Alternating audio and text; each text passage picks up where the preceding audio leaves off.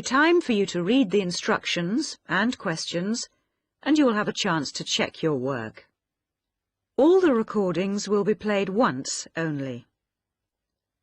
The test is in 4 sections.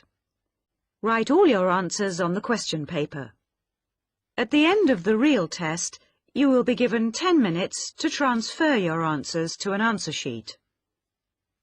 Now turn to Section 1. Listening, Section 1. You will hear a conversation between a travel agent and a customer. First, you have some time to look at questions 1 to 7.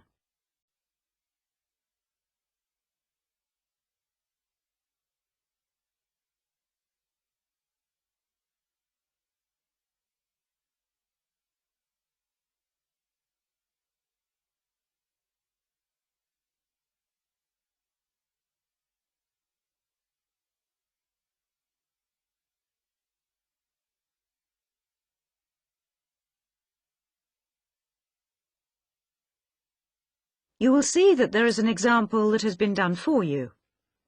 On this occasion only, the conversation relating to this will be played first. Good morning. Can I help you? Yes, I'd like to get some information about trips to New Zealand. Certainly. Take a seat and I'll be right with you. Thanks. Now, where would you like to go in New Zealand? Well, I was hoping to do a bit of travelling around, actually. There are a few things I'd like to see and do before I go back home. Right. One thing I really want to do is go to Christchurch. I have relatives living there that I can stay with, my mother's cousin, and I've heard it's a nice place. The woman says she has relatives living there. So the first activity, visit family, has been circled. Now we shall begin. You should answer the questions as you listen, because you will not hear the recording a second time. Listen carefully and answer questions 1 to 7. Good morning. Can I help you? Yes, I'd like to get some information about trips to New Zealand. Certainly. Take a seat and I'll be right with you. Thanks. Now, where would you like to go in New Zealand? Well, I was hoping to do a bit of travelling around, actually. There are a few things I'd like to see and do before I go back home. Right. One thing I really want to do is go to Christchurch. I have relatives living there that I can stay with, my mother's cousin, and I've heard it's a nice place. Yes, it's a lovely city. And staying with relatives will help with the budget, of course. The budget? It will save you some money. Oh, right. Well, I'm not too worried about that. I've saved quite a bit of money working in Australia. Oh, that's nice. Good for you. Well, you know that New Zealand consists of 2 main islands, the North Island and the South Island, and Christchurch is on the South Island. Is it? I was never very good at geography at school.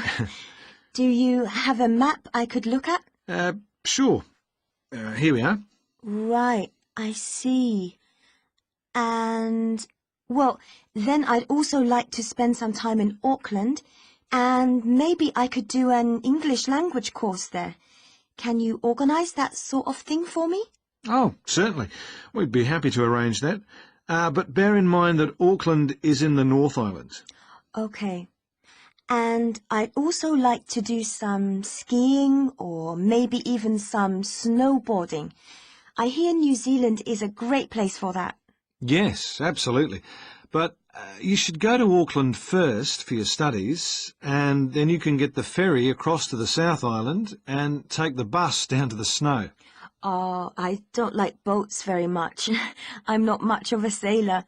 I think I'd prefer to fly. Right. What about joining a walking tour? That could be really fun. Not sure about walking, but joining a tour might be a good way to travel because then I might make some friends my own age. Now, let's get some details. Can I have your name, please? Yes, it's Su Ming Lee, but you can call me Sue. OK, Sue. And what's your address here in Melbourne? I'm living with my aunt in the suburb of Kew. It's 29 Lock Street. That's L-O-C-H, not L-O-C-K. Do you have a phone number that I can get you on? The best thing would be if I give you my mobile. I always have it on me. It's 0402 558 992. OK. And when do you want to travel? Because you'll need to be down south in July or August. Oh, yes, of course. That's winter, isn't it? So I better go to Auckland in May. Yes, let's say departing from Melbourne on the 1st of May, that's a Saturday, and then you could begin your course on Monday the 3rd. That sounds great. And how long would you like to study for? A month, 2, 3? What do you think? Well, I'll probably need more than a month. What about 8 weeks until the end of June? Fine. I'll see what I can do. Oh, and how would you like to pay for this? On my Visa card, if that's possible. Before you hear the rest of the conversation, you have some time to look at questions 8 to 10.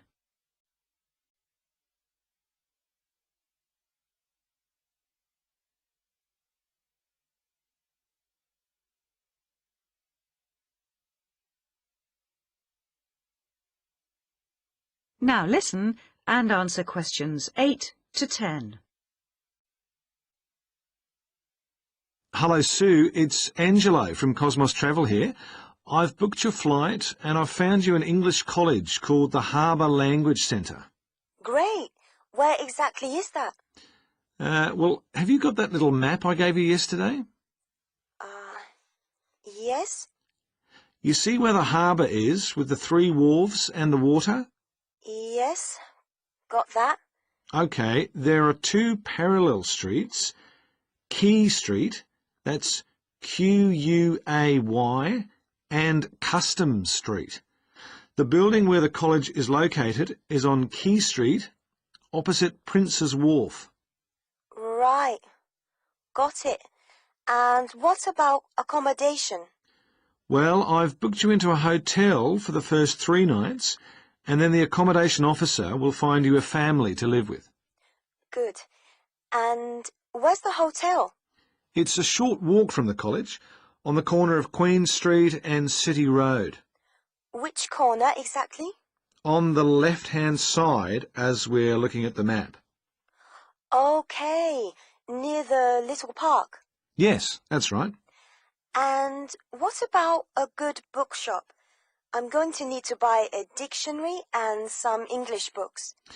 Yes, well, I believe there's a really good language bookshop on the corner of Customs Street and Queen Street. It's near the college, so that's pretty convenient. Thank you so much. You've been really helpful. That is the end of section 1. You now have half a minute to check your answers.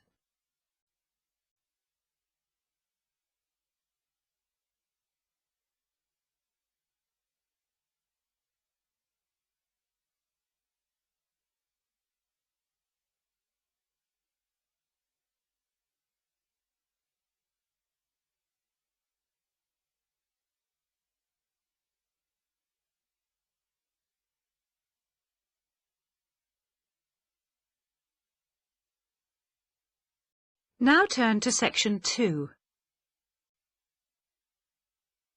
Listening, section 2.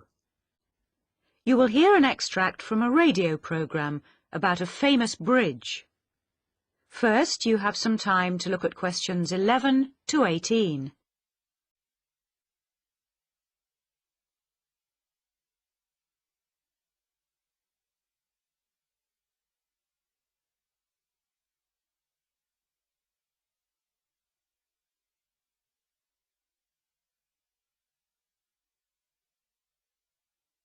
Now listen carefully and answer questions 11 to 18.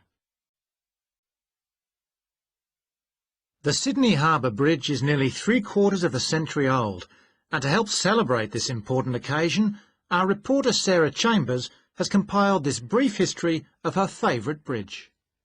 A bridge is more than just a crossing over a river or a waterway. It is a landmark in its own right, a landmark which allows us to identify one city from another. Think, for instance, of the Bridge of Sighs in Venice, or the magnificent Charles Bridge in Prague. Each of these cities can be recognized by their famous bridges. The Golden Gate Bridge in San Francisco is another example of a city known by its bridge. But in addition to this, a bridge is a kind of ornament for a city, similar, if you like, to a cathedral or a palace. Here in Sydney, we may not have our own palace, but we do have our famous and much-loved bridge, the Sydney Harbour Bridge, which is sometimes affectionately known as the coat hanger because of its arched shape. It was built back in the 1930s, and so the bridge is coming up for a significant birthday. Let's have a little look at its history. Although the idea of building a crossing over Sydney Harbour had been discussed many years earlier, it wasn't until the year 1916 that the state government agreed to allocate some money for the construction of a bridge. The chief engineer for the bridge was a man called Dr. John Bradfield, a brilliant engineer who supervised the entire project from beginning to end. First, they had to decide on a design, so he organised an international competition to choose a design, and ultimately got the one he wanted. The job went to a British engineering firm, and the contract was signed in 1924. The design he chose was the single arch bridge that you see today, made of steel with a tower at either end. In 1926, construction finally began. The first thing they had to do was demolish 800 houses around the site where the towers were to be built. The poor families, however, never received any compensation for this. But the project created thousands of jobs, much needed in those difficult times. Of course, like all projects of this size, it took much longer to build than originally planned. It was supposed to have been finished by 1930. But actually it wasn't completed for another 2 years. It also cost twice as much as the original quote, coming in at £9.5 million instead of the agreed contract price of £4.2 million. But what's new? The opening ceremony took place on the 19th of March 1932, and a large crowd gathered for the occasion. The Premier of the state was just about to cut the ribbon when suddenly a man rode through the crowd mounted on a horse and slashed the ribbon with his sword. He wanted to be the first to cut the ribbon. Anyway, they tied the ribbon back together and the ceremony continued. The man on the horse was fined £5 for his offensive behaviour. Before you hear the rest of the talk, you have some time to look at questions 19 and 20.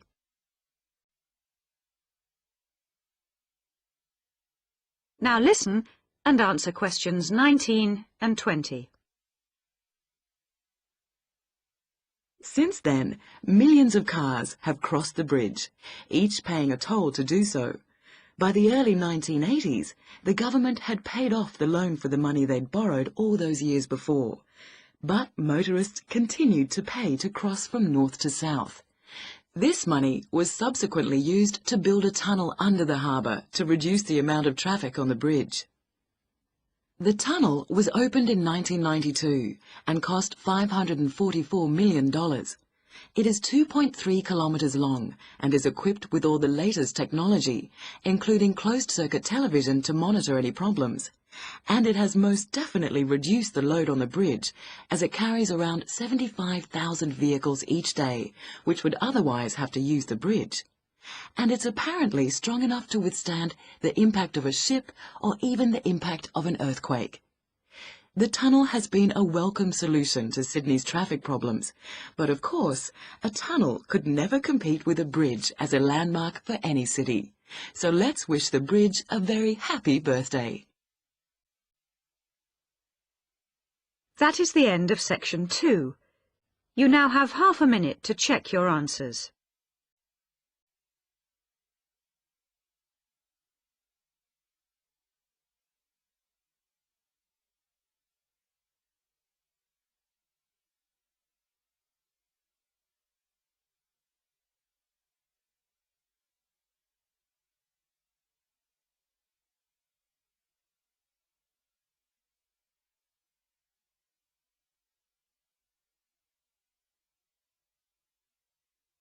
Now turn to section 3. Listening, section 3. You will hear 2 students discussing the subject of rock art. First, you have some time to look at questions 21 to 27.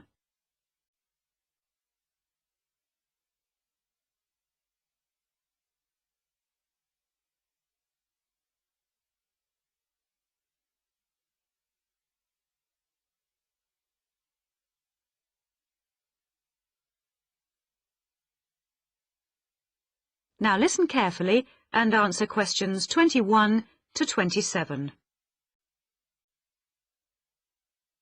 Hello, David. Oh, hi, Mia. Sorry I'm a bit late. Oh, no problem.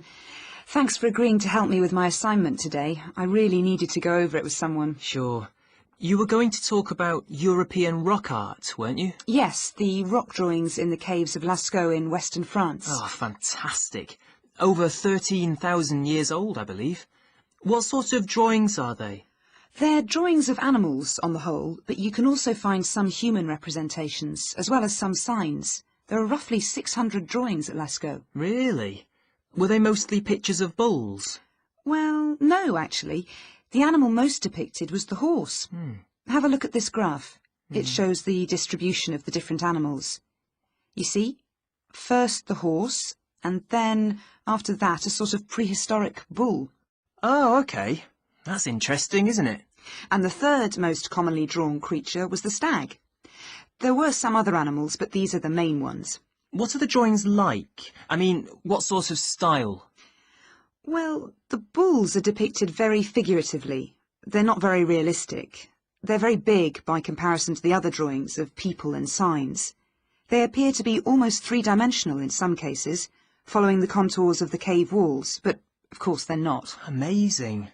Perhaps they felt these animals were the most impressive and needed to be represented like that. Yeah, maybe. The drawings of humans, by contrast, consist of just simple lines, like the stick figures my little sister draws. Perhaps humans were seen as less important. Perhaps. What about the signs? How did they draw them? There doesn't appear to be much evidence of signs, and those that have been found are usually made up of little points. Rather like Aboriginal art from Australia. Yes, something like that, but not as complex, of course. So, apart from the bulls and horses and stags, were there any other creatures depicted? In 1 or 2 chambers you do find pictures of fish, but they're quite rare. What sort of size is the cave? It must be quite large to have that many pictures. Well, it's actually a number of interlinking chambers, really. Here's a map showing where the different drawings can be found. Oh, good. Let's have a look at that. The first 20 metres inside the cave slope down very steeply to the first hall in the network. That's called the Great Hall of the Bulls. Here. OK. Then, off to the left, we have the Painted Gallery, which is about 30 metres long, and is basically a continuation of this first hall. But further into the cave. Exactly. Oh. Then we find a second, lower gallery called the Lateral Passage. This opens off the aisle to the right of the Great Hall of the Bulls. It connects the next chamber with an area known as the Main Gallery. At the end of the Main Gallery is the Chamber of Felines. There are 1 or 2 other connecting chambers, but there's no evidence of man having been in these rooms. Before you hear the rest of the discussion, you have some time to look at questions 28 to 30.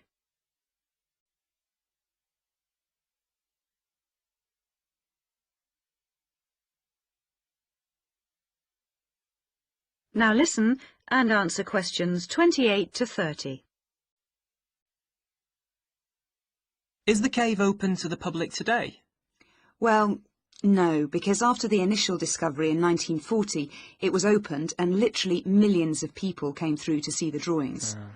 Then, in the 50s, the experts started to worry about the damage being done to the drawings, and the government finally closed the Lascaux cave in 1963. Is that so? It wasn't really the tourists that were doing the harm, but the fact that after thousands of years the cave was suddenly open to the atmosphere, and so bacteria and fungi started to destroy the pictures.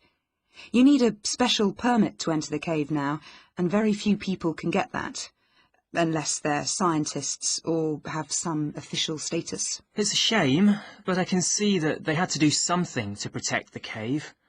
So that means you can no longer see this rock art. Well, not exactly. What they've done is recreate the drawings in a man-made cave, which you can visit. Oh, brilliant. Yeah, the authorities decided to reproduce the two best sections of the site, so they've created a life-size copy of the Hall of the Bulls and of the painted gallery. It's just a cement shell, which corresponds in shape to the interior of the original. So now you can visit the caves without actually harming any of the 13,000-year-old paintings. That is the end of section 3. You now have half a minute to check your answers.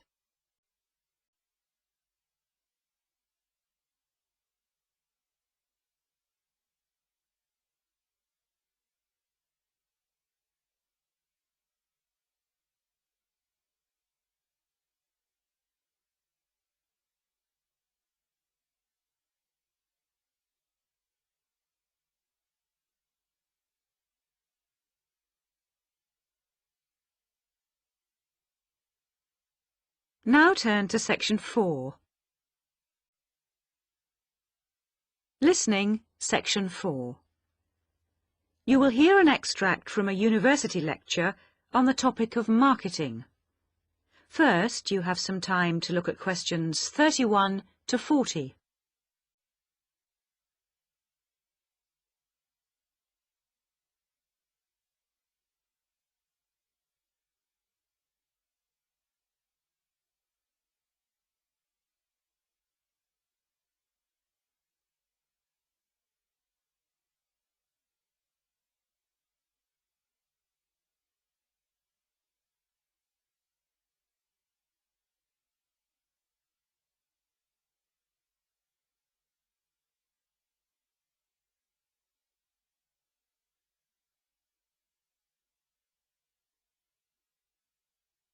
Now listen carefully and answer questions 31 to 40.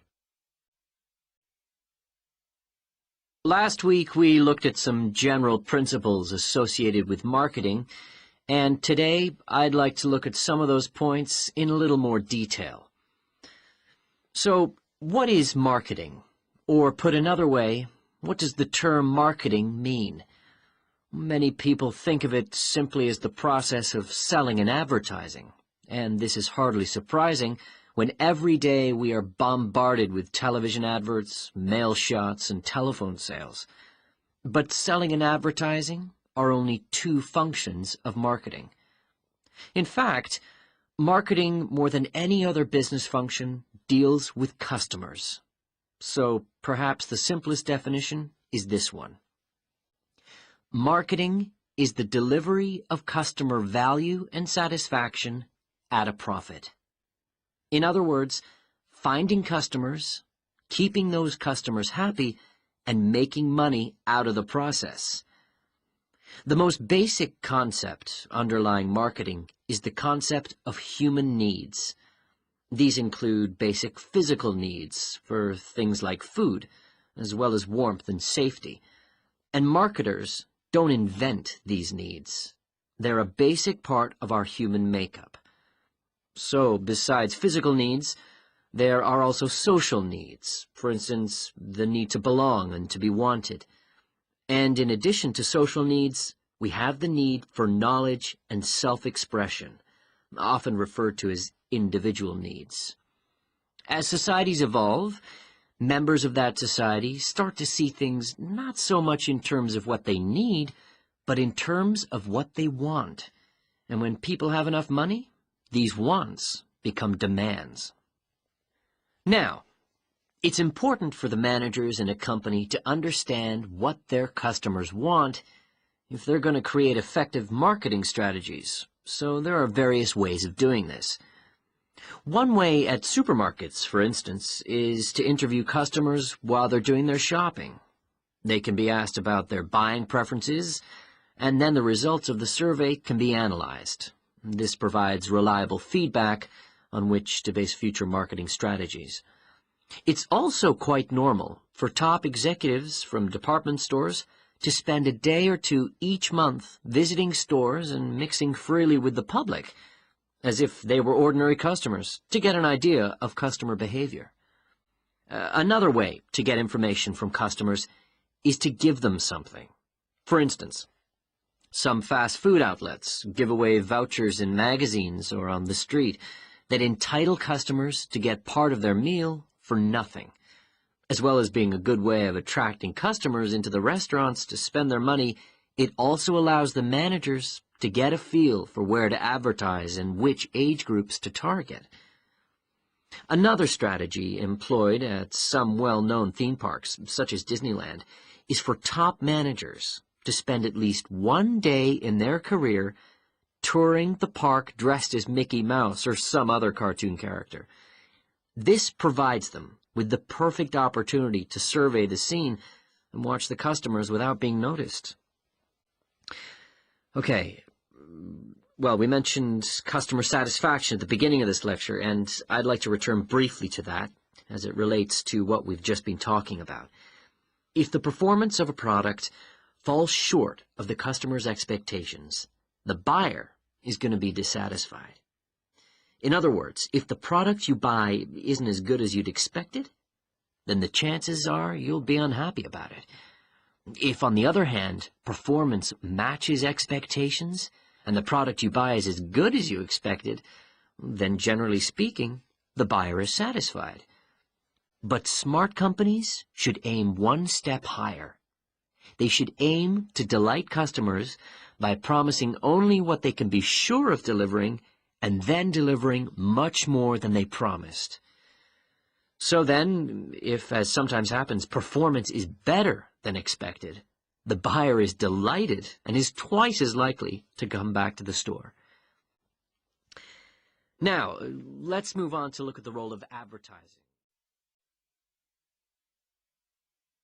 That is the end of section 4. You now have half a minute to check your answers.